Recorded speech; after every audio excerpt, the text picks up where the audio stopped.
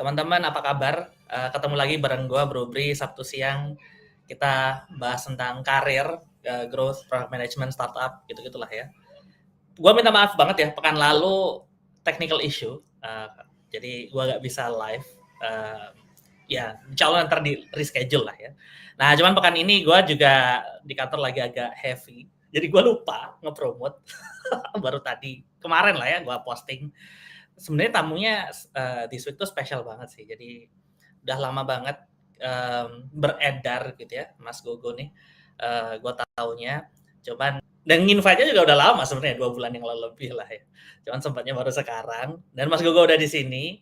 Ini legend yang kita akan ajak ngobrol lah. Minimal nantilah kita ini ya kita bahas tentang yang belum kenal siapa kayak gimana. Cuman intinya kita di sini bicara dan bahas tentang karir gitu. Semoga bisa menginspirasi teman-teman di sini. Gua sambut Mas Gogo, apa kabar Mas? Sehat Bro Bri, apa kabar? Alhamdulillah gua sehat. Tadi kan sempat ngobrol ya. Lo sekarang di Surabaya, gua mau mulai dengan pertanyaan itu deh. Lo di Surabaya ngapain Mas, liburan apa gimana? Semacam, anggap saja begitu.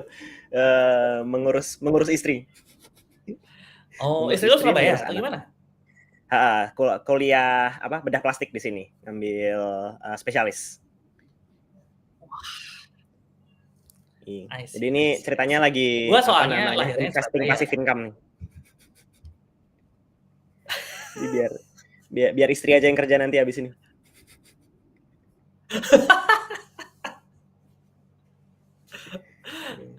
Oke. Berarti lo di Surabaya tinggal di mana sekarang? Ini di rumah, apartemen? Di apartemen. Kita ngontrak di sini. Dekat-dekat UNER lah. Ya, pokoknya dekat-dekat universitas aja.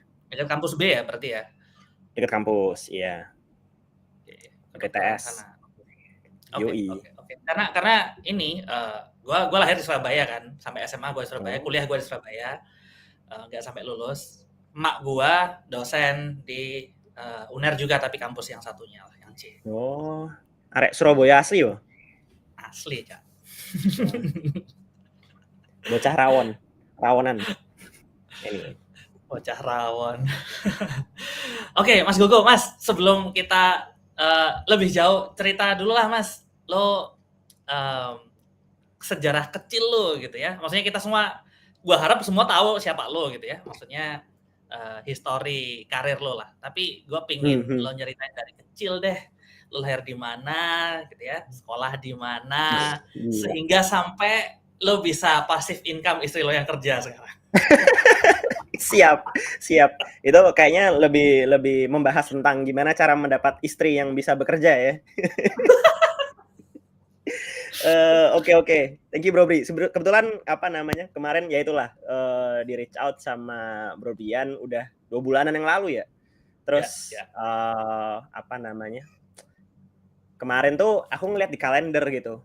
Kan dirimu udah masang ya di kalender ya. Hari Sabtu jam 1 gitu, terus kayak ini apa ya gitu. Bro Bri itu sama kayak aku kayaknya inget deh, kayak sempat mengiyakan sesuatu gitu. Apa ya gitu. Terus aku reach out gitu. Bro, iki opo yo?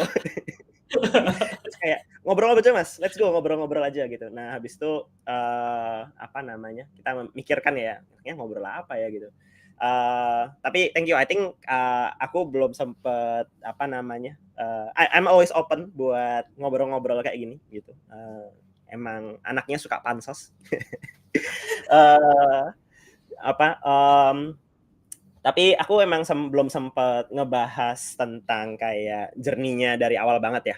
So thank you for asking the questions, especially dari kecil gimana. Jadi dari kecil kebetulan aku tuh cukup hoki ya gitu. Mungkin cukup gifted juga.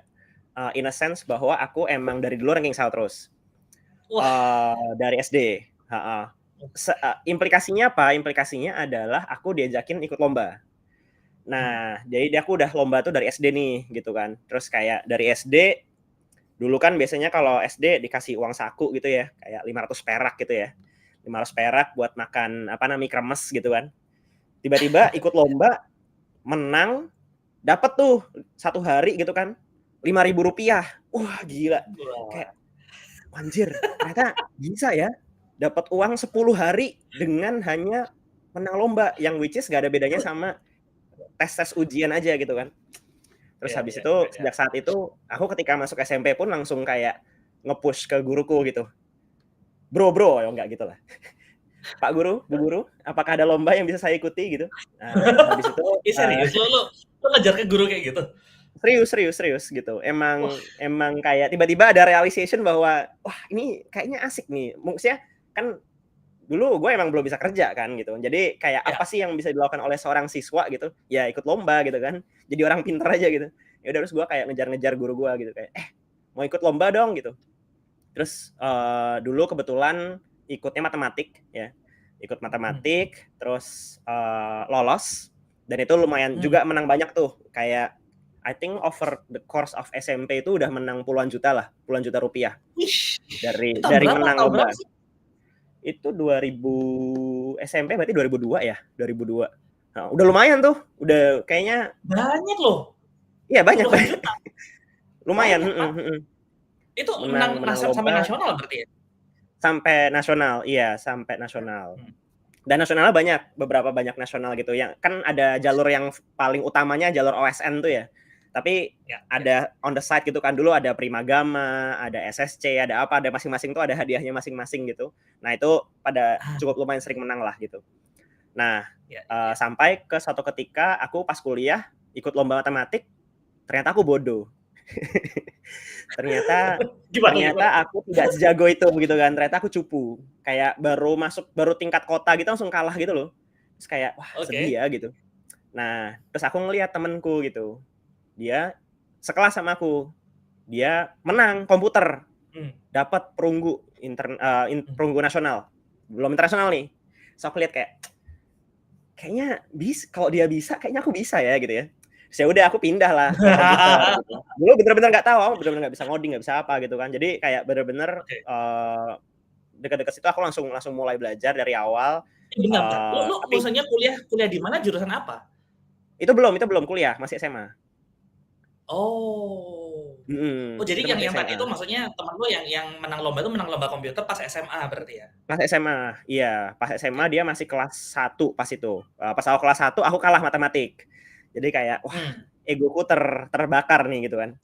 Eee, nah, habis itu komputer kebetulan ya itulah menangnya lumayan lah gitu kan, Hmm. menangnya lumayan, all the way dari sampai internasional 2 kali, ada yang regional sampai Southeast Asia, Asia Pasifik deng, sorry Asia Pasifik ada yang menang internasional juga.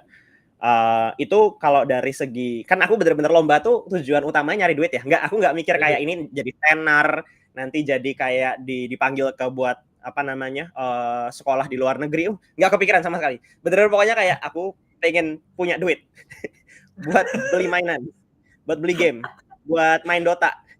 Bener-bener motifnya bener-bener finansial tok gitu kan. Jadi pas by kelas 3 SMA kayaknya itu di tabungan udah ratusan juta tuh, gara-gara menang lomba itu. 100 juta nyampe, iya. Jadi belum mulai kerja full time tuh udah tabungan tuh udah lumayan gitu kan. Tapi my point sih sebenarnya yang mau aku bring up adalah mungkin pathku ini adalah path yang tidak cocok untuk diikuti oleh orang lain ya. Karena Ya. ya itu bisa dilihat kayak dari SD aku udah mata duitan banget. Jadi sesuatu yang mungkin tidak apa ya, tidak banyak yang meniru kali ya gitu ya. Nah habis itu ya kuliah, everything is history lah, apa, masih ikut lomba komputer, terus habis itu waktu itu juga lumayan sering ngajar, buat olimpiade. Surprisingly aku cukup enjoy ngajar, jadi mungkin sampai sekarang makanya masih melakukannya gitu kan ya. Itu mulai dari 2008, ya aku ngajar olimpiade di 2008. Terus habis itu ya udah 2010 aku dapat ya 2010 dapat panggilan buat interview ke Facebook. Kebetulan dapat, berangkatnya 2011, habis itu 2012 berangkat lagi, habis itu ya udah everything is history yang my typical career journey yang not so interesting, atau mungkin kita bisa bahas itu juga. Iya, siap. Gue pingin loncat ke awal dulu sih. Kan lo bilang tadi lo menang lomba gitu ya karena ranking 1 gitu. Nah, gue pingin tahu masa kecil lo sehingga lo bisa ranking 1 gitu. Apakah lo emang dari awal tuh ada senang baca atau apa sih sebenarnya yang bikin lo beda dari teman-teman yang lain misalnya? Ada satu hal yang berbeda. Orang tua gue galak banget. Oke. Iya. Iya, itu Asian menurutku dad the ya. the epitome of Asian parent is my parent. Kalau nggak ranking 1 nggak boleh pulang nggak sih? Nggak. Tapi mirip-mirip gitulah, mirip-mirip gitu. Iya. Paham. Iya. Malah memang Tapi kayaknya itu tipikal kayak kerasa gitu deh. banget. Gue ketemu sama beberapa orang tuh kayak gitu ya. Orang tuanya Gitu ya, galak tuh ya kan? justru karena ya kayak gitu ya.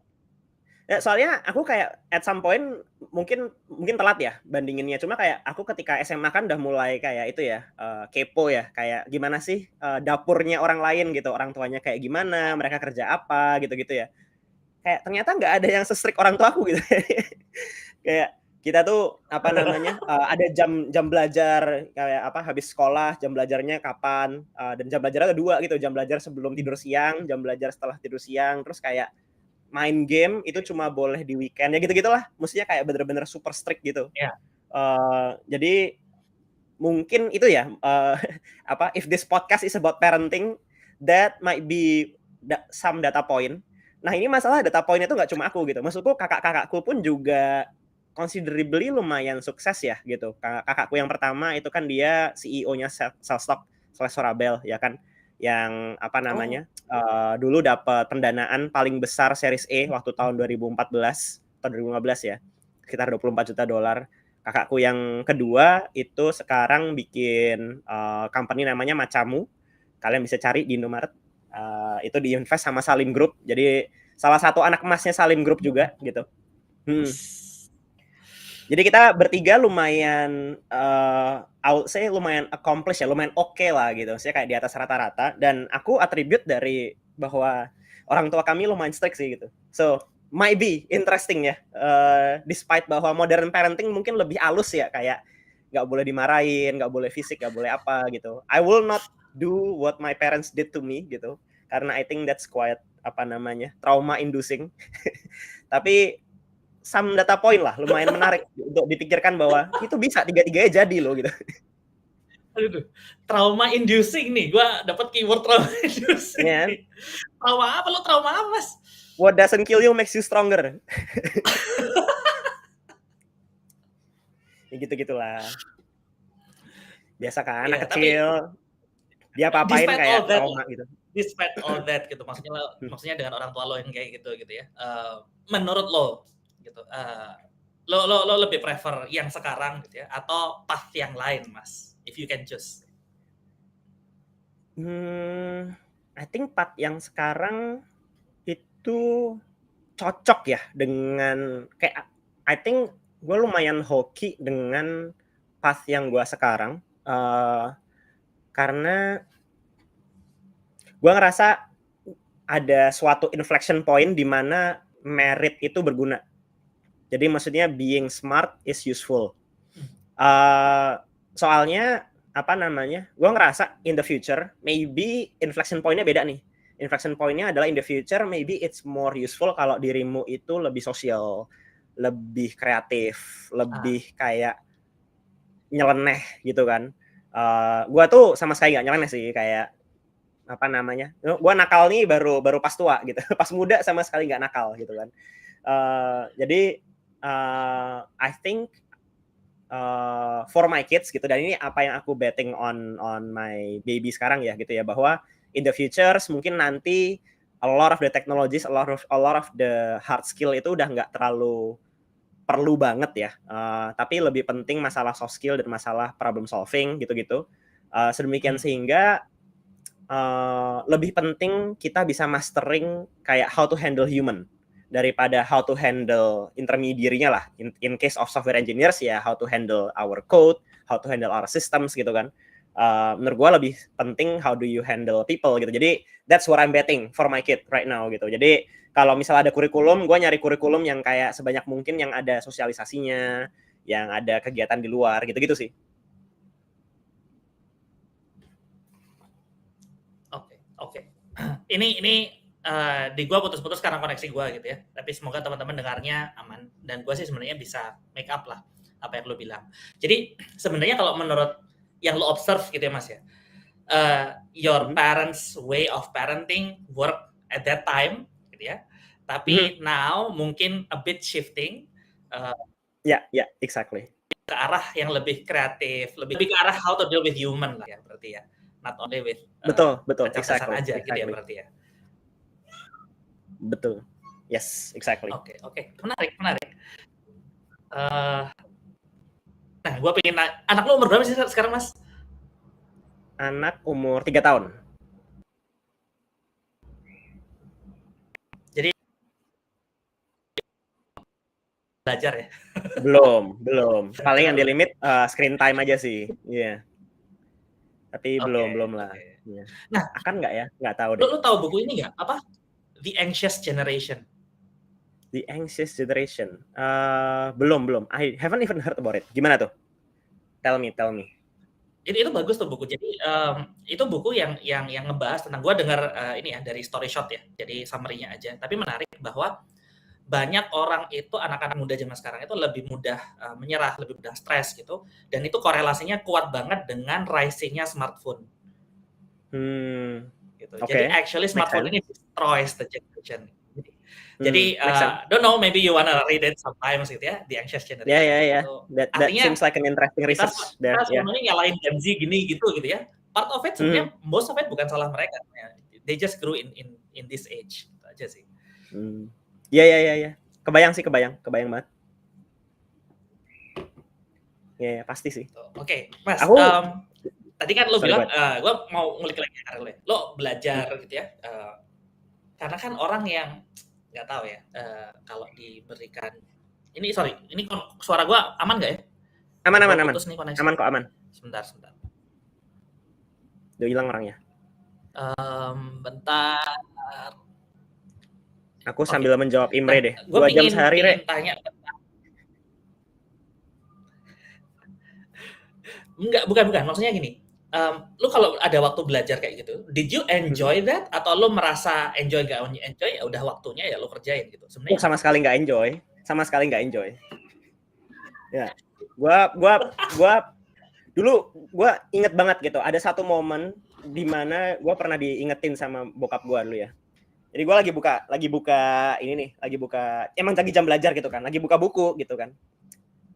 Tapi bukunya tuh nggak gue geser-geser gitu loh. Jadi emang nggak gue baca. Terus TV tuh lagi nyalain National Geographic gitu kan. Terus gue ngeliatin National Geographic, kayak baca buku. Lihat National Geographic, baca buku. Terus dikomentarin sama bokap gue. Itu buku nggak digeser-geser deh. Dari tadi di situ aja halamannya gitu. Terus kayak anjir gitu. Bener ya gitu. I mean that moment itu tells me bahwa kayak gue tuh dulu tuh nggak suka belajar gitu. Maksudnya kayak belajar ya karena emang terpaksa gitu ya. Sekarang obviously ketika sudah tua, bukan mulai ya, tapi emang mungkin sejak kuliah udah merasakan emang ada beberapa topik yang gue suka, ada beberapa topik yang gue nggak suka gitu ya. Bahkan eventually gue merasakan bahwa it's more about cara penyampaian gitu ya. Misalnya kayak barang-barang yang dulu gue nggak terlalu suka gitu. Kayak contoh-contohnya barang-barang elektronik yang kayak elektronika ya, karena informatika kan dulu waktu tingkat 1 sama tingkat 2 harus ngambil elektronika ya. Itu susah banget dan kayak gue dendam banget gitu kayak bacanya, walaupun dapat A eventually gitu. Tapi kayak pas udah misalnya kayak pas tingkat 4 gitu sempat kan ngerjain barang-barang berhubungan dengan IoT dan kawan-kawan, itu dengan penyampaian oleh orang yang berbeda tuh lebih enjoy gitu. Jadi dan tuh lebih nangkap gitu. Jadi eventually gue ngerasa bahwa mungkin, dan ini kayak hipotesis gak cuma buat gue sendiri tapi juga buat orang lain, adalah mungkin sebenarnya semua orang itu akan suka belajar dengan penyampaian dan orang yang tepat aja gitu. Jadi tinggal masalah cocok-cocokan cara penyampaian dan cocokan sama orangnya aja gitu sih.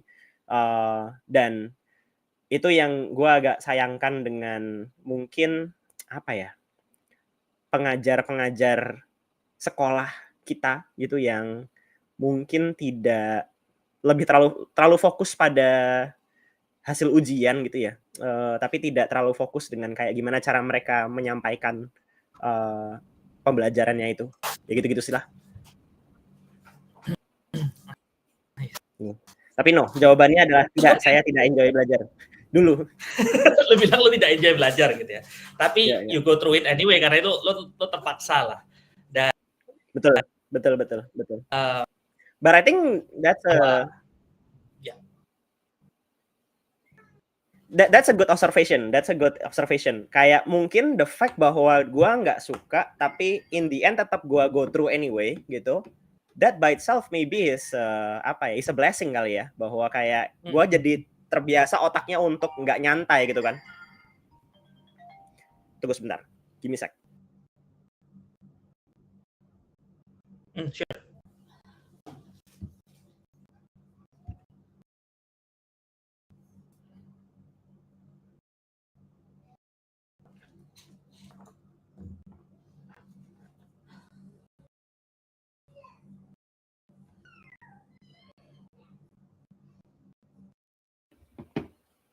Sorry, saya kembali. Ya tadi lagi pesan Gojek. sorry. Iya, tapi jatuhnya itu mungkin melatih mental fortitude dan dari kan belajar itu, siapa sih yang bilang ya? Si Andre Karpati ya. Dia bilang bahwa belajar itu supposedly emang nggak fun gitu. Bahwa kalau belajar itu fun itu berarti kayak kamu tuh tidak growing, ya kan? Jadi mungkin karena dulu terpaksa gitu, dipaksa belajar, jadi udah terbiasa nih brainnya untuk grow gitu. Jadi mungkin impact-nya jadi compounding gitu ya sampai besar ya. Mungkin, I don't know.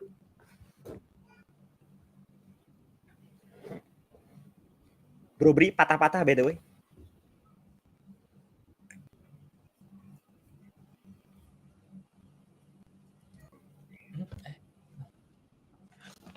Apakah saya aman? Bentar. Udah aman sekarang? Enggak, gua yang patah-patah koneksi gua. Sorry, Mas. Aman aja.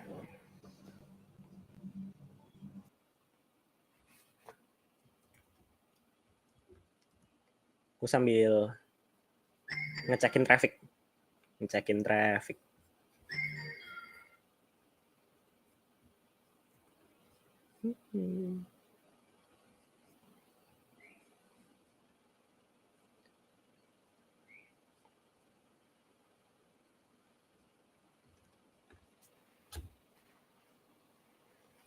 Asik, aman.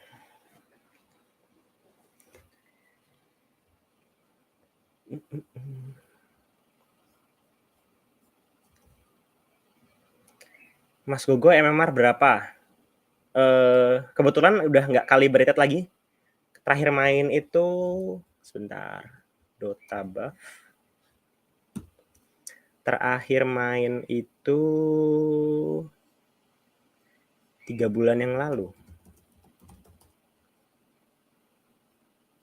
Masih 6 bulan yang lalu, anjay. Terus itu belum calibrate lagi. Sorry, Mas. Gua aman aja. Limit screen time belum dijawab, Mas. Udah tadi. Oke, ya. 2 jam sehari. 2 jam sehari. Gimana? Bro. Enggak, itu loh. Aku menjawab pertanyaan. Oh, bukan. Ada. Ya, loading terus. Santai. But anyway, lo bilang bahwa lo seperti itu ya, itu lo lakukan terus gitu kan. Itu tetap bermanfaat buat lo, soalnya kebiasaan seperti itu. Maksudnya sekarang kan ini ya, kebanyakan orang kalau misalnya yang lo bilang tadi, namanya belajar tuh susah ya.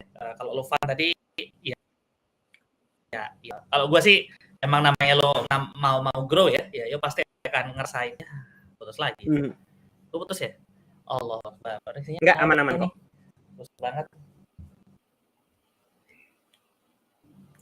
Ya, aduh, ini nggak bagus banget nih. Kita tering. lupa gue tadi di sini pertama Oh. pertanyaan Oke. jadi itu gitu ya, dan akhirnya lo menang banyak lomba karena motif lo tuh murni finansial, ngumpulin duit. Murni finansial. Tapi akhirnya kan lo punya tabungan yang lumayan kan, gitu. Artinya apakah spendingnya itu nggak bisa dengan income sehingga savings lo jadi lumayan, ataukah ada disiplin tertentu yang lo tetapkan sehingga lo nggak spend terlalu banyak? Gimana tuh? I see. That's a good question. Oh, actually that's a very interesting question yang gua mau bahas agak panjang. Oke, jadi gua selama kecil apa ya? Mungkin sampai even habis nikah, mungkin sampai 2020 saya pulang ke Indo ya gitu. Itu gua lumayan frugal gitu. Frugal itu gimana? In a sense bahwa I think at some point gue di Facebook itu bisa saving percentage-nya itu 95% dari gaji. Jadi even dari kecil sampai 2020 akhir lah, itu kayak gue tuh sangat prudent banget dengan spending gue gitu ya. Terus gue berpikir nih kayak kenapa ya gitu ya, gue kan kayak ada apa namanya, sebenarnya nggak butuh-butuh banget uangnya gitu, karena ya emang savingnya banyak gitu ya.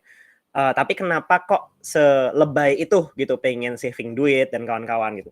Terus ya gue attribute itu ke beberapa hal ya. Mungkin yang pertama adalah karena gue gamer. Jadi dan sebagai gamer emang suka randomly ngumpulin resource aja gitu kan.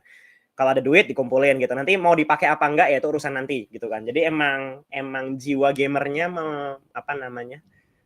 Pengen ngumpulin barang resource aja gitu. Not necessarily about money, it can be about anything gitu, social capital, bisa teman, network, options gitu ya. Ya terserah aja gitu kan. Itu satu. Yang kedua, I think it comes from apa sih namanya? Scarcity mindset mungkin ya. Di mana dulu gue kecil kan sempet waktu zaman-zaman 98 itu ya. Itu lumayan miskin in a sense bahwa kita itu nggak makan protein selama seminggu gitu, lumayan biasa gitu. Makanya cuma nasi sayur gitu. Jadi alhamdulillah masih punya roof on top of our head gitu. Walaupun apa namanya? Walaupun dulu nyewa ya, ngontrak gitu. Bokap nyokap waktu itu sempat nggak ada 2 tahun gitu.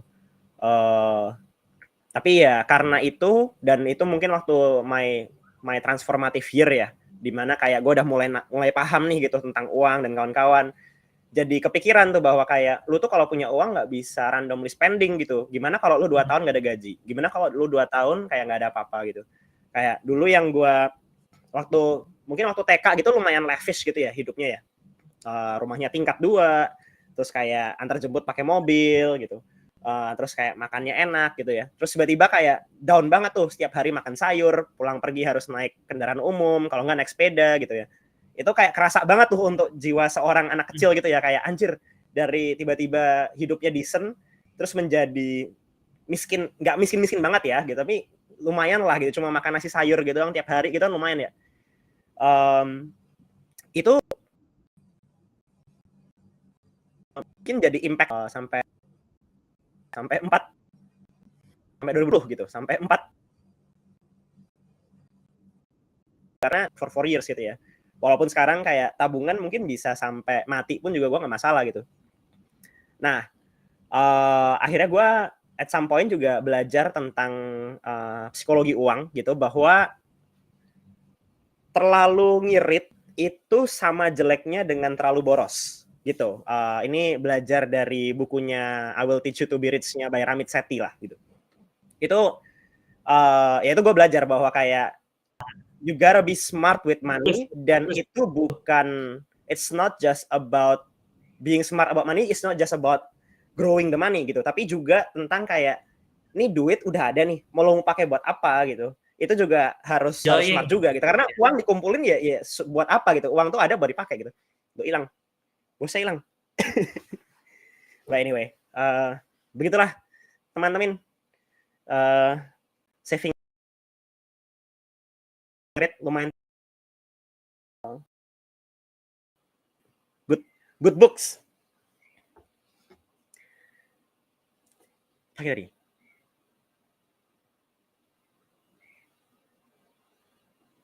Dia lebih besar sih, Ramit Sethi. Oh iya, Ramit Sethi. Hilang orangnya. Brian. Iya, hilang tiba-tiba. Iya, lucu nih. Padahal pas gua putus, pas malah time-nya pas lagi bagus-bagus ya. Menarik. Kacau sih. Tapi tadi terakhir yang gua dengar bukunya Ramit Sethi. I will teach you to be rich. Itu ngajarin. Betul, Money Dial. Exactly, betul. Bukan cuma savings doang. Itu bagus sih. Yes. Nah, ini orang yang miss tentang itu. Di sini kayaknya masih belum begitu populer sih. Ya, ini tampaknya perlu dipopulerkan di Tech Bro nih, biar orang-orang tuh nggak cuma saving money doang gitu. Karena ternyata spending money itu perlu skill juga loh. Kayak kita tuh perlu mikir banget dan perlu very in touch with our feeling ya. Dan itu kayak being very aware of what we really want and what we really need, itu adalah sebuah skill gitu. Dan itu sebuah skill yang kayak orang-orang tuh harus belajar gitu. Terus sambil menjawab pertanyaannya itu, apakah sekarang masih pelit sama diri sendiri? Nah itu, sejak 2020 udah enggak lagi sih ya.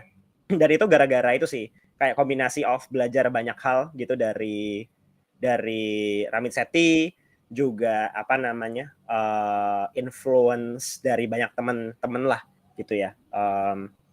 Tapi salah satu yang paling influential ya itu sih, buku Ramit Sethi itu yang kayak, sebenarnya aku udah baca dari lama ya Ramit Sethi itu ya. Cuma ya itulah, the good thing about good books adalah kamu baca berkali-kali itu kayak di tiap episode of your life tuh bisa beda-beda artinya.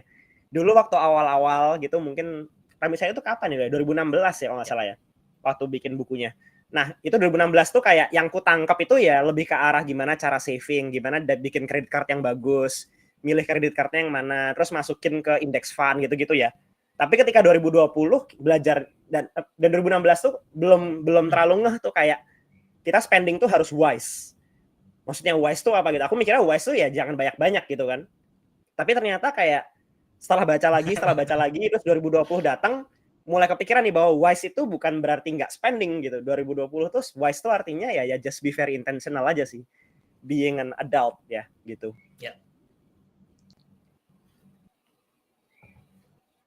Ya. Itu Mas Tim. Ngerasa juga ya bahwa buku itu satu buku yang sama, tapi lo baca, siapa yang baca itu benar-benar bisa berbeda. Orang yang sama pun dengan apa yang dia alami dan konteks yang dia miliki saat ini, ya bisa jadi beda juga kan. Gitu. Itu menarik banget sih. Kemudian switch loncat ke karir lo nih. Dari karir lo, lo kan tadi bilang lo dipanggil dapat opportunity ya ke Facebook gitu ya. Itu awalnya gimana tuh Mas ceritanya? Maksudnya dapat, apakah lo udah kenalan dari teman ataukah dari prestasi lo, atau dari mana sebenarnya jalannya? Good question. Jadi awal mulanya adalah backtrack sedikit gitu kan. Dulu kan menang Olimpiade Internasional komputer kan ya, waktu SMA. Di situ jadinya kayak punya teman-teman yang jago lah gitu. Yang kebetulan satu angkatanku tuh waktu kita dikirim ke Egypt, Mesir 2008 itu seangkatanku tuh ada yang dapat emas. Namanya Irfan Jahja. Nah, si Irfan Jahja ini udah dewa banget lah gitu. Kalau orang Toki pasti semua orang tahu lah Irfan Jahja ini siapa gitu. Nah, dia tuh dewa banget dan dia kayak apa namanya? Lombanya lebih parah lah daripada gue, lebih intens. Kalau dia emang hobi ngulik aja sih, emang hobi ngulik, emang pinter gitu. Nah, at some point dia tuh menang suatu lomba yang sponsorin tuh Facebook. Itu di Top Coder ceritanya. Di Top Coder dia kebetulan salah satu top rankernya lah, top 10-nya kalau nggak salah. Terus yang sponsorin Facebook, dia approach sama Facebook bahwa gue lihat lu jago di Top Coder, lu mau interview nggak gitu. Ya udah, Irfan interview gitu kan. Nah, dia nggak keterima somehow gitu. Jadi dia ngepost gitu di Facebook gitu kan. Wah, interview pertama sama Google sama Facebook gitu. Hasilnya gini gitu. Terus kayak gue jadi penasaran kan, terus gue ngobrol-ngobrol sama dia. Gimana Van? Kayak lu kemarin interview gimana, kok bisa dapet gitu kan, terus interviewnya gimana. Nah, gue punya suspicion karena dia pinter gitu ya, dia pinter dan agak sok gitu ya, mungkin interviewernya juga kesel gitu, kayak anjir nih orang sok banget ya, gue kasih soal yang susah sekalian apa gitu. Nah jadinya kayak dia dapat soal yang susah terus gak keterima gitu kan. Nah sedangkan kayak abis itu gue penasaran kan, anjir Irfan aja nggak keterima gitu man. Nah pas saat itu ada lagi tematan sama gue, Ayo waktu itu itu dia dulu dapat perunggu, gue perunggu juga, jadi kayak gue ngelihat dia, gue sama dia tuh selevel gitu lah ya, dia lebih pinter sih gitu, cuma gue ngeliat oh kita selevel lah, gue nggak, kalau Irfan kan emas ya jauh ya, kayak perunggu perak emas gitu, kayak 2 level di atas gitu. Nih gue sama dia sama-sama perunggu nih gitu. Nah dia nyobain gitu kan, dia nggak keterima juga gitu. Terus gue mikir kayak, well I mean dia yang perunggu aja berani-berani nyoba gitu kan, dan apa namanya, dia juga dapat referral dari Irfan. Jadi si Irfan ini ketika nggak dapat, si teman gue ini Adit namanya, si Adit ini minta referral, Van gue juga dong mau coba interview di Facebook gitu, nggak dapat, terus gue coba. Nah pas gue coba, apparently soalnya gampang banget gitu, supposedly satu interview itu cuma dikasih 2 soal, gue dikasih 3 soal, dan itu masih sisa 10 menitan gitu lah. Padahal itu gue sama sekali nggak bisa ngomong bahasa Inggris. Jadi bener-bener simply hoki aja. Hoki karena soalnya gampang. Yang kedua adalah hoki karena dulu ya itu apa namanya, gue pernah olimpiade gitu. Olimpiade dan emang soalnya bakal mirip-mirip sama apa yang udah gue pernah lewatin ya gitu. Jadi dan mungkin gue nggak terlalu intimidating ya dibanding sama Irfan. Si Irfan kan kayak dulu emas gitu. Jadi orangnya mungkin kayak datang-datang kayak anjir gue harus kasih soal yang susah nih gitu. Ke gue kayak ini orang kayak ngerti gak sih gue tanyain apa gitu. Kayak orangnya kayak bego banget gitu. Jadi kayak dia memberikan soal yang mudah gitu. Terus ya udah, gue dapat soal gampang, interview 2 kali. Jadi si Irfan ini interview 3 kali terus gagal. Si Adit interview 3 kali gagal. Gue interview 2 kali terus lolos. Jadi emang interview sebenarnya harusnya cuma 2 kali sih gitu. Itu interviewnya lumayan ya. Maksudnya dulu kan internet busuk ya. Cuma ada IndiHome gitu kan, cuma ada IndiHome yang berapa sih 100 kbps, nggak nyata 1 mbps ya kan. Jadi dulu pas interview itu gue sampai nyuruh semua anak kosan gitu kayak, guys nanti jam 11 malam kalian internetnya matiin ya, gue mau interview ke Facebook. Nanti kalau gue lolos gue makan-makan deh di itu apa namanya, di Hanamasa gitu. Dia ya itulah story gimana bisa dapat interview dan mendapatkan opportunity kerja di Facebook. Itu juga menarik sih, yang gue habis itu kan ke US kan 2011. Kan gue tetap itu ya masalahnya, sure interview bisa gitu ya pakai karena gue pernah olimpiade gitu. Tapi kan kerja kan beda ya. Kerja kan harus ngobrol sama orang gitu ya. Jadi gue nggak bisa bahasa Inggris gitu. Jadi ya bener-bener pure bisa bahasa Inggris, interview lu gimana caranya? Trial and error. Jadi kayak gue ngobrol via chat gitu. Jadi gue banyaknya ngobrol via chat, via dokumen gitu ya. Mengutarakan semua opini dan apa-apa gue soal semuanya via chat, via dokumen. Terus gue simply work harder than everyone else. Jadi kayak gue di kantor jam 7. Kenapa jam 7? Karena itu shuttle paling pagi yang ada dari Facebook. Jadi gue di sana naik shuttle-nya bawaan kantor gitu. Nggak pernah nyetir di sana. Waktu itu jam 7 pagi gue berangkat gitu ya. Terus kayak udah gue coding sendiri, coding yang banyak gitu ya, supaya nanti kalau salah ya udah biar mentor gue review terus balik ke gue gitu kan. Lu salah gitu. Ya nggak apa-apa, tapi kan paling nggak cepet ya, feedback loopnya cepet gitu. Jadi gue berangkat jam 7, coding. Terus kayak dan karena gue berangkat jam 7, gue sering banget ketemu sama Mark Zuckerberg. Karena dia juga datangnya pagi dan dia mau sarapan kan gitu. Terus kayak kita sarapannya bareng gitu. Itu lumayan sering kita ketemu sih. Terus pulang jam 10. Kenapa jam 10? Karena itu shuttle paling malam. Jadi kayak habis dinner, kerja lagi, ngambil shuttle paling malam gitu. Even waktu gue intern itu lagi Google Plus tuh lagi di launch. Jadi orang di Facebook tuh lagi panik banget. Anjir, Google ngeluarin produk yang kayak 1 minggu udah 10 juta user nih yang pakai gitu kan. Itu langsung lockdown. Implikasinya lockdown apa? Orang-orang kerja lebih lama dan weekend kantor dibuka. Weekend kantor dibuka tuh mestinya kantornya tuh ada makanan, kayak orang nge-serve makanan gitu. Biasanya nggak ada makanan gitu. Dateng gua, ya lagi-lagi Sabtu, Minggu gue datang jam 7, pulang jam 10 gitu. Jadi dulu waktu intern pertama emang heboh banget sih gitu kayak, karena ya emang gimana ya, kalau sure misalnya skill technical gue oke ya gitu, tapi kan software engineering is a lot about understanding problems, understanding people gitu ya, dan kayak kalau gue nggak bisa ngomong bahasa Inggris, ya solusinya adalah I just work harder than everyone else and faster than everyone else aja sih gitu.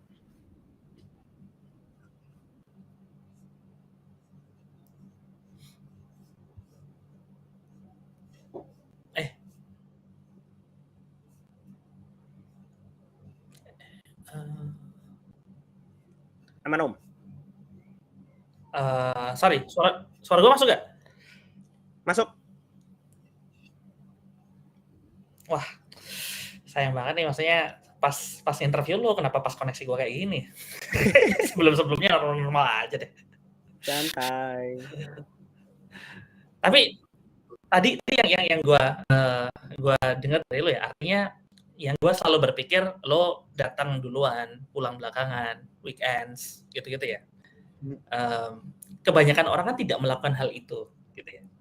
Dan nobody push you kan, gitu kan. Gak ada yang nyuruh lo, ngewajibin lo, atau kayak lo harus gini, lo harus gitu, gitu ya. Orang tua lo juga, kalau lo di rumah lo ada yang ngawasin, gitu kan. Tapi kan sudah tidak ada yang ngawasin lo supaya seperti itu, gitu. Yang bikin lo melakukan hal itu apa sih? I think jiwa kompetisi gue berkompetisi dengan diri sendiri kali ya, bahwa kayak anjir gue kayak sudah kayak gini dulu, orang Indo yang dibawa ke US gitu kan, yang universitasnya di Indo terus kayak intern di luar gitu, jadi bener kayak gue literally yang pertama sih gitu. Tahun berikutnya lumayan banyak tuh, ada 3 dari ITB gitu, terus ada berapa lagi dari luar gitu. Jadi gue sebagai yang pertama tuh kayak gue kayak ada pressure gitu ya, bahwa kayak gue harus show nih bahwa Indonesia tuh oke juga gitu, oke juga sebagai negara gitu. Mungkin nih kayak gue ngebayanginnya kayak ini mungkin Facebook lagi coba-coba nyari orang dari Indo, terus kayak kalau orang Indo oke, next year narik lagi deh gitu kan. Jadi kayak gue sebagai batch pertamanya kayak kayaknya gue harus perform nih gitu kan. Itu gue buktikan juga bahwa gue yang pertama itu adalah gue dapat list itunya list kampus yang sudah pernah internship di ITB di Facebook saat itu. Cuma ada ITB di Indonesia, gue gitu. Yang lain yang di Southeast Asia itu cuma ada NUS saat itu. NTU aja nggak ada. Dulu NTU nggak ada, NUS doang. Di Southeast Asia cuma ada NUS. Malaysia nggak ada, Thailand, Filipina nggak ada. Benar-benar Southeast Asia cuma ada NTU, NUS sama ITB. Ya. Nah, itu kayak membuat gue jadi kayak anjir, gue harus proving myself nih bahwa kayak ini Southeast Asia ini juga oke nih gitu kan. Tapi ya basically kayak jiwa kompetisi sih, dan I attribute that a lot dari the fact bahwa dua hal, gue suka main game, yang kedua orang tua gue cukup keras, dan measurement mereka itu adalah kayak kalau lu nggak ranking 1 kayak lu nggak dapat apa gitu lah. Jadi kayak kalau gue ranking 1 gitu gue dapat sepeda misalnya, atau dibeliin PS2 gitu. Jadi memang ajarannya tuh apa ya, external validation ya. Jadi setelah dewasa sih itu membuat sebuah trauma sendiri gitu ya. Kalau orang-orang di psikologi kasih kayak tau lah bahwa ini tuh bakal mengakibatkan orang lebih suka external validation gitu kan. Jadi kayak nggak bisa hidup tenang sendiri gitu, butuh external validation, perlu di alam, perlu dipuji-puji gitu. Tapi ya itu ini gue juga sedang dalam tahap curing myself out of my childhood trauma gitu, bahwa kayak I need butuh lebih dikit lah external validations. Cuma ya ini itu kan sisi negatifnya. Sisi positifnya adalah ya gue jadi kayak will try and work harder than everyone else, karena ya gue di drive oleh diri gue sendiri. Kayak gue harus perform nih gitu, gue harus compete gitu. Ya, itu menarik sih. Artinya yang ngedrive lo karena sebenarnya tadi ya, satu lo suka kompetisi, dan even lo suka kompetisi itu sebenarnya shaped by your childhood kan sebenarnya kan. Dibentuk orang tua lo ranking 1 nih, kalau nggak ranking 1 lu nggak dapat apa gitu ya. Jadi Betul, seperti betul, itu. betul. Gue ingat dulu orang tua gue juga mirip seperti itu, tapi nggak sampai kayak nggak sampai kayak lo dapat oke gitu. Jadi kayak nggak wajib lah gitu. Cuman pemanis aja gitu. Jadi kind of like that sih. Kita Tapi kalau menarik ya. sekeluarga, anak-anak Satu hal sih Mas. Ya. ini kita bertiga ini kan gue anak 3 bersaudara kan gitu. Kita bertiga ini kalau kita rankingnya di bawah 3 ya, kita di itu pas hari pengumuman rapot gitu, kita dikurung di kamar mandi. Terus disiram air dingin gitu. Selevel itu punishment-nya. Sedrakonnya itu ya. Iya, selevel itu punishment-nya. Jadi makanya kayak gue berpikir kayaknya anak gue jangan digituin. Ya, tapi cuman segitulah ya. Maksudnya kids won't die lah atas itu. Iya, makanya. Sebenarnya lebih ke impact ke gimana cara nge-shape mentalnya anak supaya nggak seperti itu, menghindari itu. Tapi again ya, yang lo alami tuh menurut gue ini sih menarik ya Mas ya. Dalam artian lo jadi ngejar external validation dengan cara lo compete dan lo berusaha dapat lo dapat external validation lah ya. Tapi ternyata itu ada impact kayak trauma tadi, dalam artian kalau lo tidak mendapatkan itu, something is missing gitu ya berarti ya. Dan itu yang sedang lo coba cure kayak gitu ya berarti ya. Oke. Tapi kan sebenarnya itu kalau gue lihat ya, artinya it's a choice kan sebenarnya kan. Artinya lo mau jadi kayak gimana ya pilihan kan. Ya itu something yang kayak lu bisa be aware aja lah gitu. Benar, nah artinya selama lo intentional, maksudnya nggak harus lo kayak ambis banget gitu ya, tanpa lo sadar bahwa akan dragging something dan lo akan sacrifice something. Tapi selama lo ambisius dan lo paham konsekuensinya segala macam, harusnya itu it's no issue lah. Begitu juga sebaliknya kan ya. Artinya kalau lo mau slow life, selama lo paham konsekuensinya slow living kayak gitu-gitu, ya it's fine gitu kan, pilihan masing-masing. I think that's the definition of being an adult ya. Maksudnya kayak being adult is not about having all of these responsibilities, terus kayak bayar pajak dan kawan-kawan gitu ya. I mean semua orang ya eventually bakal terkena implikasi itu gitu. Cuma I think being an adult is about being very intentional about it ya. Bahwa kayak ada hal yang kayak you sacrifice, ada berapa hal yang kayak emang lu kejar gitu. Kalau emang nggak mau ngapa-ngapain ya you should be intentional about it, bahwa gue nggak mau ngapa-ngapain gitu. So itu sih kayak yang gue rasa being an adult ya.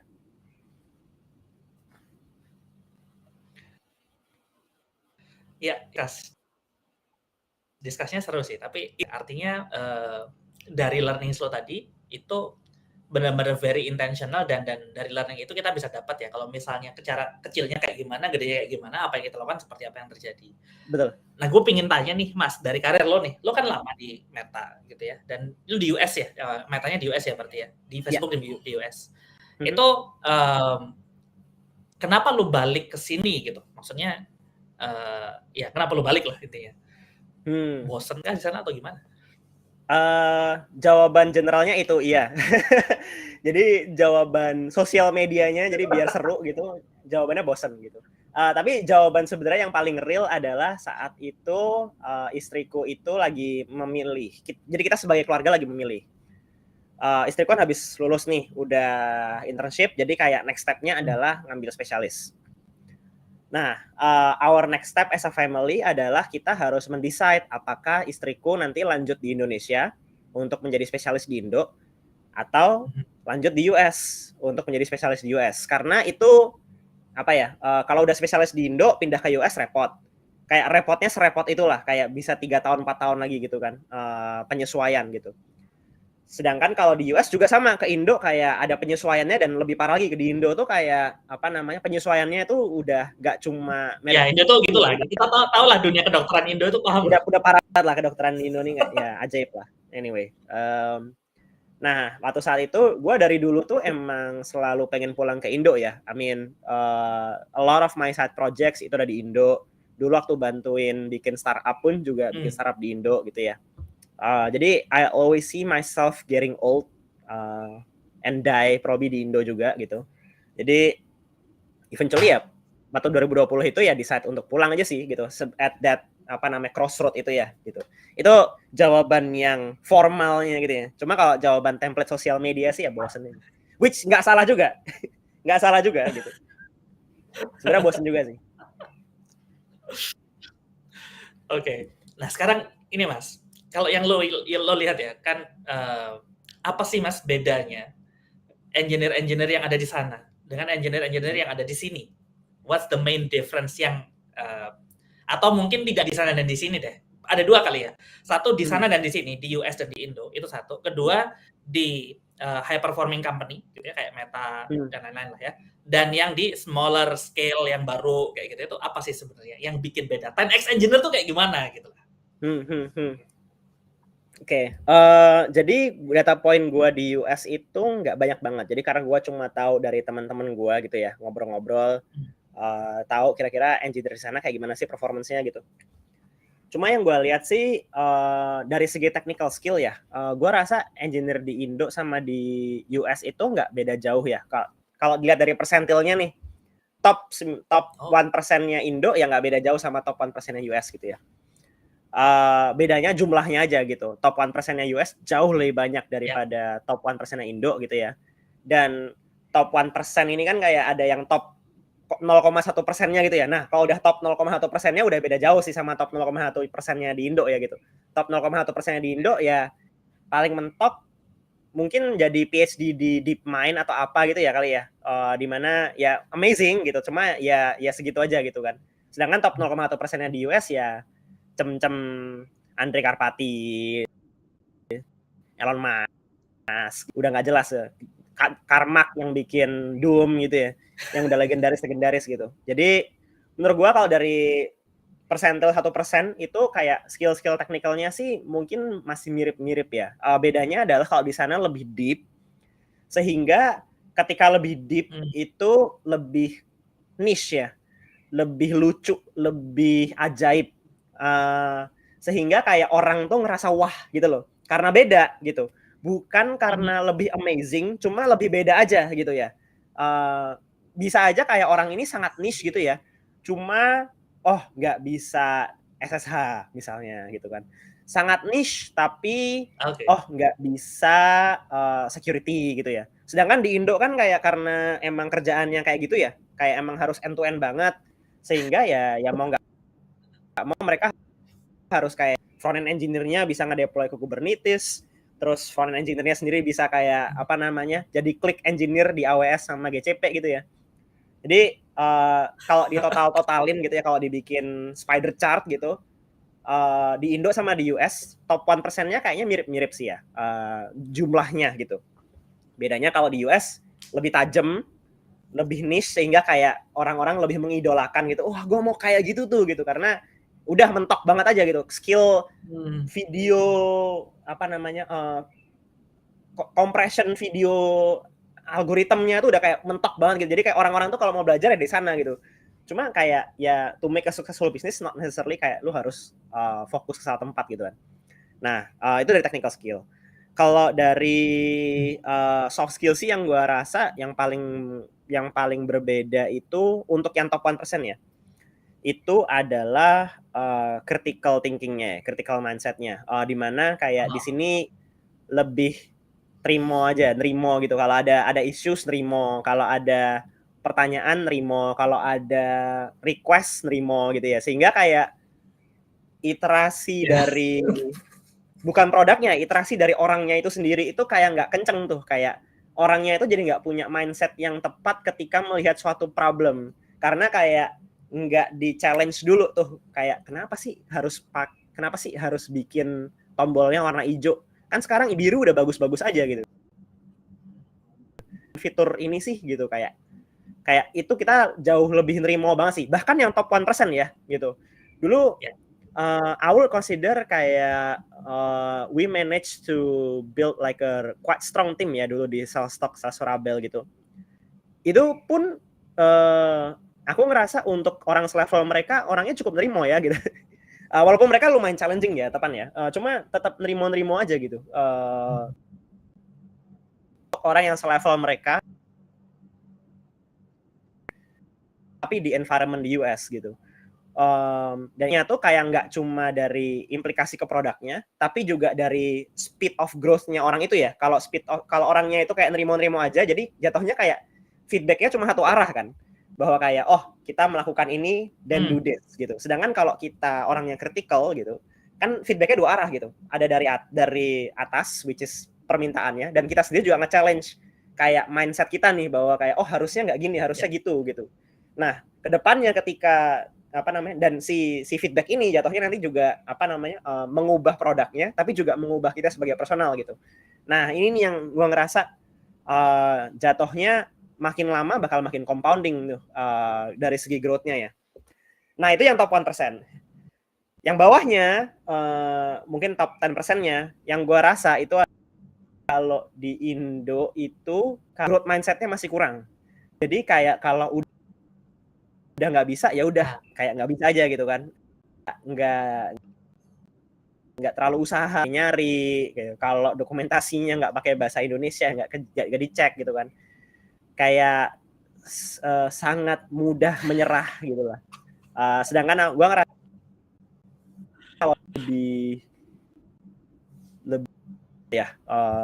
lebih mau nge-push gitu, lebih ambis gitu. Mungkin at the same time itu karena kayak mereka ngerasa gampang di replace ya. Kan kalau di US tuh kayak orangnya banyak, semua orang pada mau di sana. Jadi kayak orangnya gampang diputer lah gitu. Sehingga mereka selalu merasa, oh kayak gue nggak bisa aja nih, gue harus belajar, gue harus compete, gue harus jago gitu. Kalau enggak, gue bakal di replace gitu.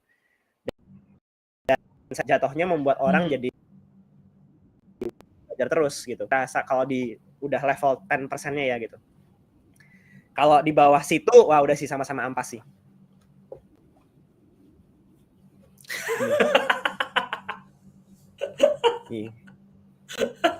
Teknikalnya ampas. Oke, Mas, soft skill-nya ampas gitu. Gue mau bahas yang teknikal tadi ya, karena kan lu tadi bahas secara teknis itu lebih tajam gitu kan ya.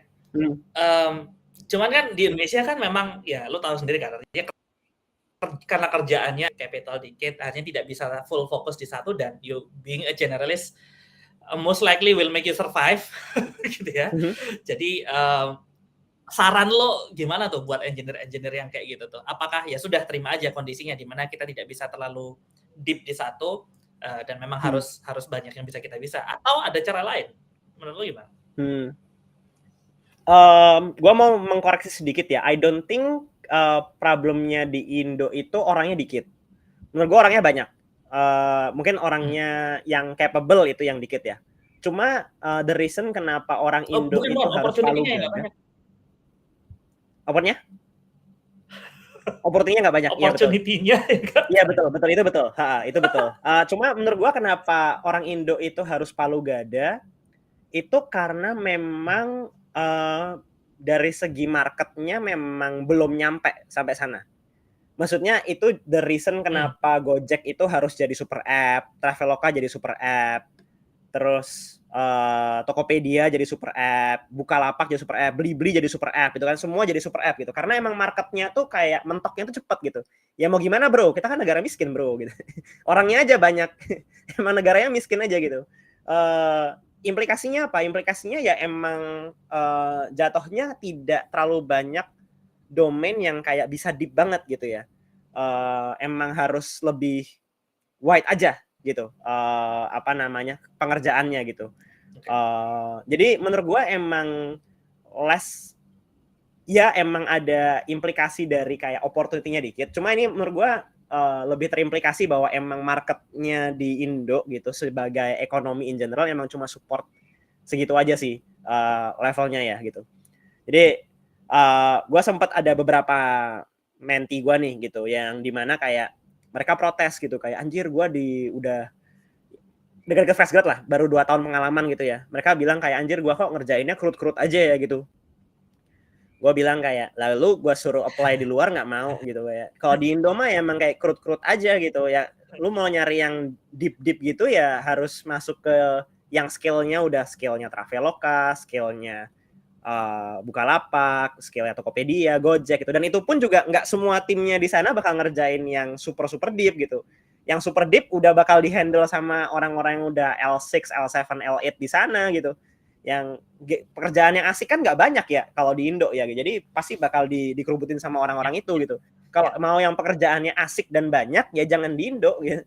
Emang nasibnya kita negara miskin, mau gimana lagi?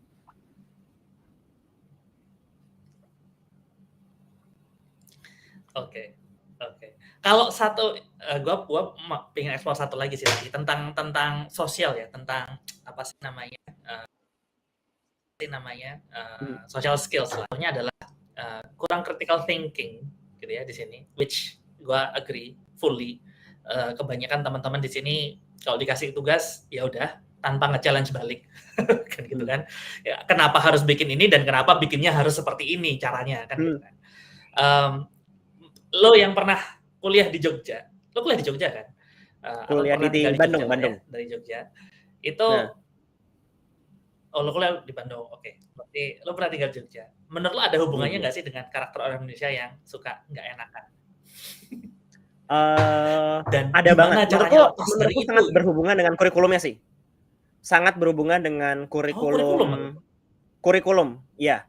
Jadi kalau di US itu ada kurikulum apa namanya critical reading atau apa gitu ya. Kenapa gue tahu karena istri gue actually besar di US gitu. Jadi dia kayak menceritakan bahwa dia tuh banyak kayak critical reading, critical writing gitu ya. Jadi emang lebih open ended gitu kan, dan lebih kayak masalah lebih diapresiat kalau dirimu berdebat gitu ya.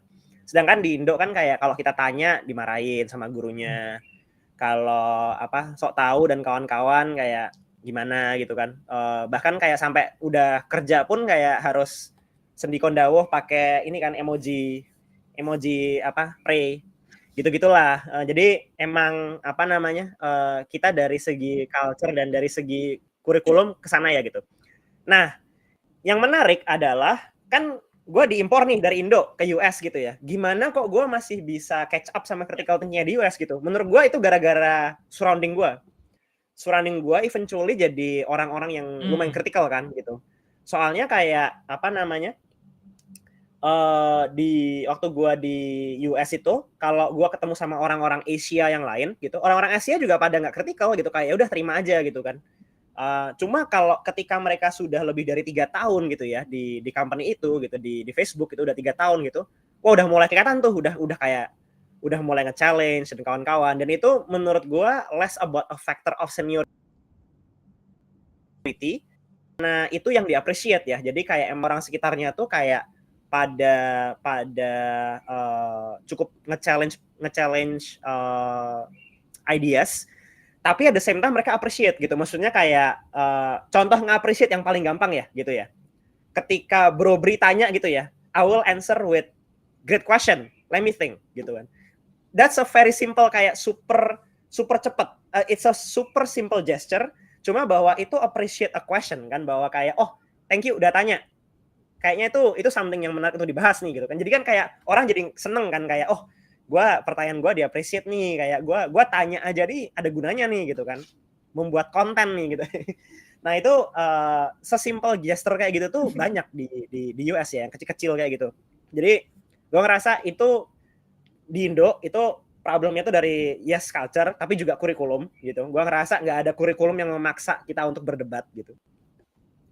Yang kedua adalah ketika di US itu diperbaiki dengan environment. Itu takes time, cuma it will happen. Nah, jadi menurut gue kayak sebenarnya ini bisa nih di Indo nih di fix bisa nih, karena gue aja bisa di fix gitu. Dulu gue juga setahun 2 tahun pertama di US nggak ngobrol kan, nggak tanya-tanya gitu, kayak udah siapa monggo turun ya nggak gitu juga sih, tapi sama sekali nggak nge-challenge lah gitu. Tapi eventually berubah gitu, karena that's what is needed to survive there. Satu hal yang gue pernah alami mas, pas nge-challenge itu kayak lo apa ya, kayak lo oneng banget sih gitu aja ditanyain. Pelik memang. apakah itu hanya terjadi di sini gitu ya. Tapi Aduh. ya itulah. Mungkin Jadi gue budaya pernah Asia Timur ngalamin. in general.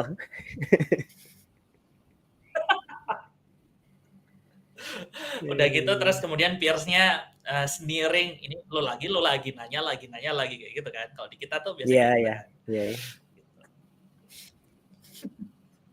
Oke, Mas, Gitu. pertanyaan terakhir deh, sebelum kita akhiri, kita udah over gitu. Cuman Siap. apa sih kalau misalnya lo bisa kasih saran ke diri lo sendiri ya? Ini seorang Gogo yang mungkin di awal karir atau di awal SMP lah gitu ya. What advice would you give yourself? Menarik, sangat menarik pertanyaannya. Jadi for myself ya, bukan for the younger people. Yeah. I think for myself, for yourself.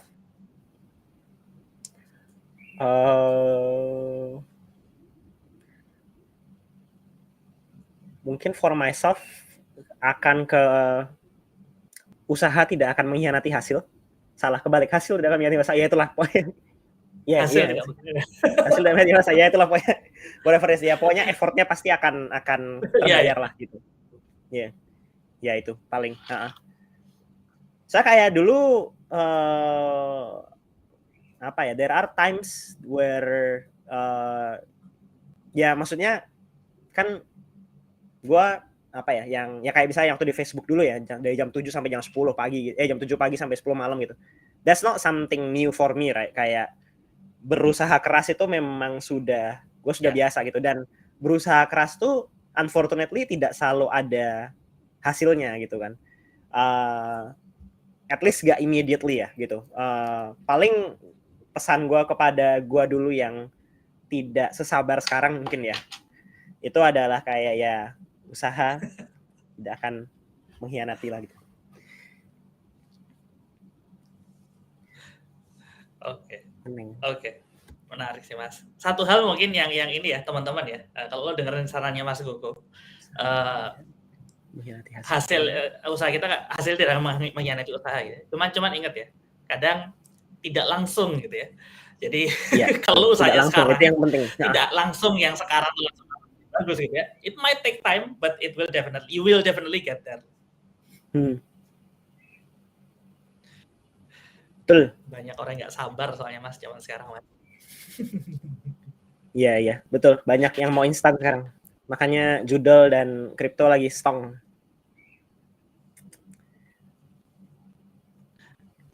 Ini koneksi gue parah lagi nih. Ya wes, Mas Gogo, thank you banget atas waktunya. Gue dapat beberapa insights ya tentang childhood lo dan inspirasi untuk gue meneruskan draconian that style gue. Siap. Jadi oke lah itu.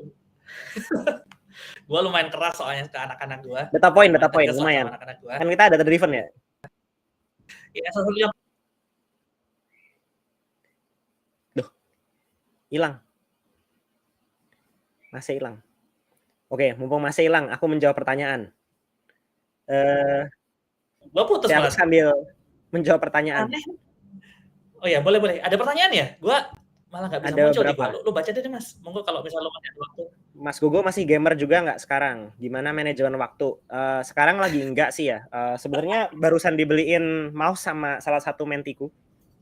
Cuma belum sempat tak buat main Dota. Padahal dia udah ngajakin tiap hari. Jadi mohon maaf.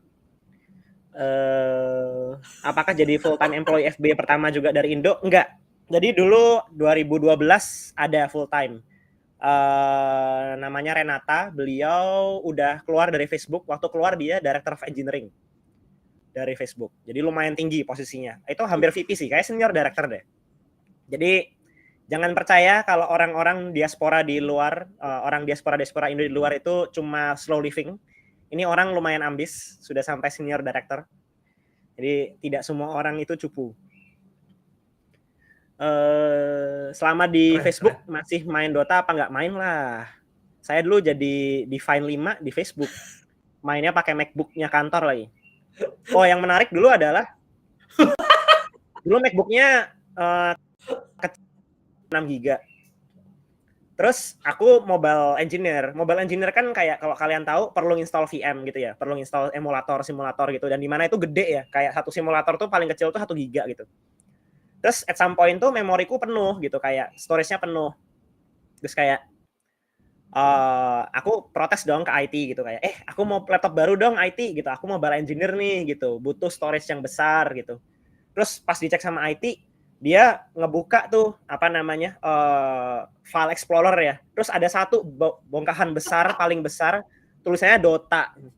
Terus dia tanya, ini apa ya gitu. Oh, I'll do something about it gitu. I'll talk to you tomorrow. Terus besoknya Dota tak uninstall, terus aku nginstall semua VM yang ada di Android gitu ya, supaya memenuhi storage yang ada gitu. Terus aku balik lagi ke itunya. Tuh kan bener kan, emang storage-nya besar kan gitu. Terus habis itu aku dapat laptop yang 1 tera, nah habis itu aku install lagi sama Dota. Gitu. Jadi begitu triknya teman-teman kalau mau mengelabui IT, tolong jangan polos-polos banget gitu ya, jadi orang ya. Kadang-kadang kita perlu mengelabui IT. Terus dia apa ya? 10K work hour rule work. It works, cuma kayaknya nggak perlu sampai 10.000 jam sih. Kayaknya kurang dari itu sudah bisa ahli. Sama MMR-ku tadi aku belum jawab. MMR-ku paling tinggi dulu 5.600. Itu Divine 5. Sayangnya belum sempat immortal. So sad.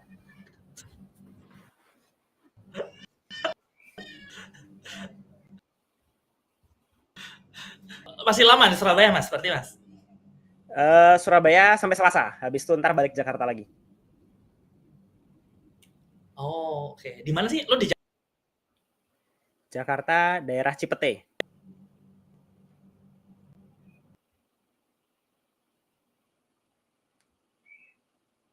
Mas tanya mengatasi karir stuck sebagai guru honorer tapi tetap bisa slow living di desa.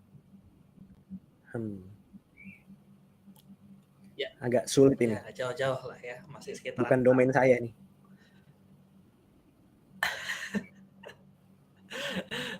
Oke. Mas, ini koneksi gua benar-benar nggak bagus banget. Jadi thank you banget atas waktunya. Dan gua minta maaf juga sama teman-teman ya, karena koneksi gua nggak bagus. Gua juga bisa buka chat Mas Gogo yang malah jawabin pertanyaan. Thank you banget, Mas. Hopefully ada waktu Aman, buat bro. offline meet kapan-kapan. Online lagi kapan-kapan lagi lah. Siap. Thank you, Bro Bri. Udah Thank you diajakin. banget, Mas Gogo, buat yang dengerin. Thank you banget. Semoga thank you semua yang sudah dengarkan. Siap.